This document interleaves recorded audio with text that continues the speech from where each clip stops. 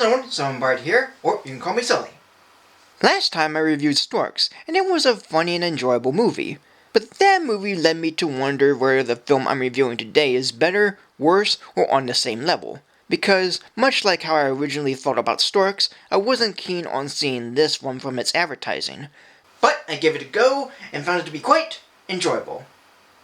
Which is rare given the studio nowadays. From DreamWorks Animation, it's The Boss Baby. The movie was based on the book of the same name by Marla Frazee, and it became quite a hit film that it garnered a Netflix series and a sequel for next year.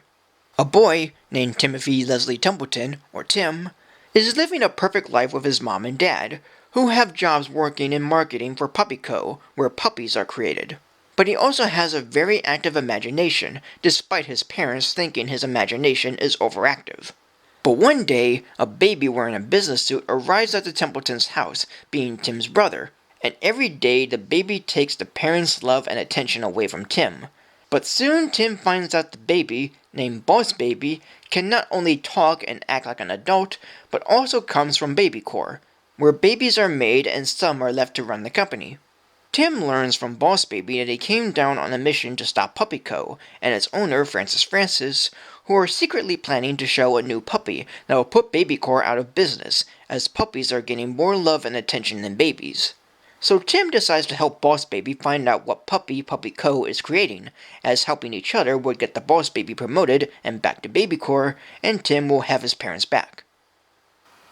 Ever since the movie came out, I've been hearing many negative things about it, and while I do acknowledge the problems the movie has, I don't seem as bothered by them because I was enjoying the movie. Well, I do think it's best to start with the issues I have, but they're mostly minor. For one thing, it's obvious who the villain is. Much like the villain in Cloudy with a Chance of Meatballs 2, his introduction gives it away.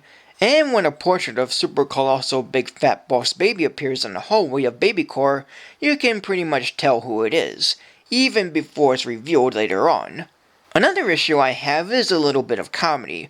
I mean, much of the movie is getting laughs out of me, but there were some moments that weren't as funny as they once were. Like, I first found the bit with the bunch of Elvis impersonators and their own language to get a bit of a laugh or a chuckle, but not so much nowadays. And that's all there is to it.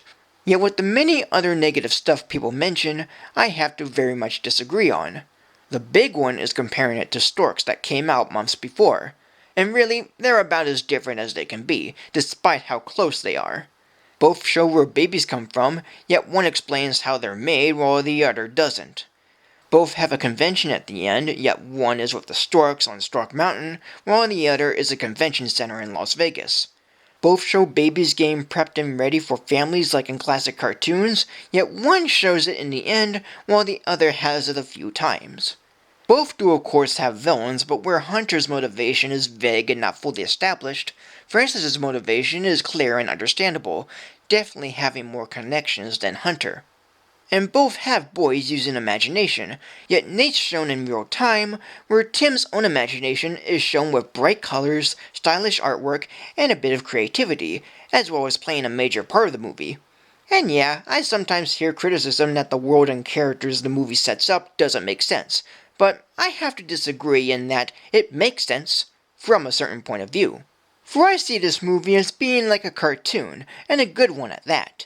Since most animated cartoons don't tend to follow logic, this one has an almost similar vibe, with lots of nonsense going on from Tim and the baby's perspective, and not counting Tim's imagination, while the parents just see Tim and Boss Baby as normal kids, and must have grown up as normal people to never notice the chaos Tim and the babies are experiencing. But Francis is the exception, since he remembers his time at BabyCorp despite being an adult, and he would see Boss Baby the way he is. And the idea of talking babies isn't anything new, but it works here as well. And do people forget about Rugrats? Because, even though I only know of it, Rugrats is around the babies and the adventures they had while communicating with each other still as toddlers. Same with this film. Even Muppet Babies utilize imagination as a central part of the episodes they have, kind of like Tim and Boss Baby when they use imagination. How about the idea of a grown adult in a baby's body? Ever heard of Baby Herman and Stewie Griffin? It's nothing new, but the reason why Boss Baby is the way he is kind of neat, as he drinks a special formula that's added in milk to keep him staying as a baby. And while some parts remain questionable, like why is the mother seen being pregnant when the movie already shows where the babies come from in its own way, I just don't bother answering because the movie's already fun enough to overlook it, and to simply enjoy the fact that it's more of a cartoon and features moments and characters that are more inspired by the past rather than rip it off. And speaking of inspired, I really feel, and this just might be me, that the character designs seem to be inspired by Chuck Jones, if his drawings were given 3 dimensions and altered slightly. Maybe it's not what the movie's going for, but being it's like a cartoon, it would make sense in that regard. And if the character designs in Cloudy with a Chance of Meatballs were inspired by Jim Henson, why not? And the actors providing the voices are pretty good as well. Alec Baldwin voices Boss Baby, Steve Buscemi voices Francis, Jimmy Kimmel voices Dad, Lisa Kudrow voices Mom, Miles Bakshi voices Tim, Eddie Merman voices Big Boss Baby, Vivi Ann Lee voices Stacy, Eric Bell Jr. voices Triplets, Conrad Vernon voices Eugene, James McGrath voices Wizzy, and Tobey Maguire voices Adult Tim and narrator. As a whole, this movie is fun. The characters are enjoyable, the story is nice, and the animation is fun to watch. Director Tom McGrath had done a pretty nice job of making a movie with some funny moments, colorful visuals, a nice cast of actors, and presenting some amazing animation that definitely do remind me of Chuck Jones with the character designs and expressions.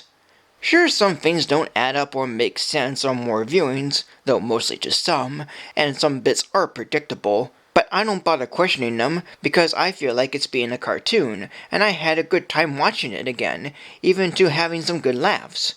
But to answer if this is better or worse than Storks, I say it's equal, because both movies have strengths with their animation and characters and present funny and cute moments. But Storks has more of a linear story than Boss Baby for sure, but for a movie that has me not question much or have little to nothing for me to complain about, the Boss Baby is that movie. Whatever the case, this is still a fun and enjoyable movie, even after seeing it once in theaters. So today, this movie we're getting a rating of 3 stars. So thank you for joining me. Like, comment, subscribe, follow me on Twitter, support me on Patreon. And hey, if you like this review, then you're going to love what I have in store for next month. And even if you don't, then you're going to hate me even more for it, but who cares? My opinion differs greatly from everyone else's, because this May, I'm going to be doing Teen Titans Go Month.